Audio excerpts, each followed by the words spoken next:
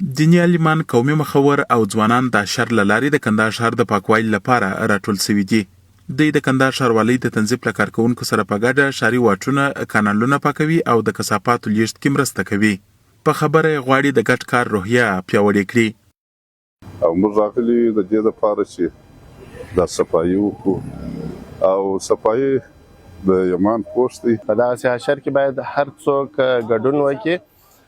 دغه حشرونه چې دي دا زموږ تاسې د وطن او ښارونو د پاک ساتلو لپاره دي.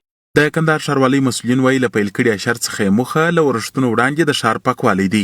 د دې حشر څخه مو هدف یوازې د ښار د سړکونو او کوڅو پاکوالی نه دی، بلکې هدف دا دی چې په ټولنه کې د پاک ښار فرهنګ ترویج سي او همدارنګه د ګډ کار روحیه مو په ټولنه کې پیدا سي.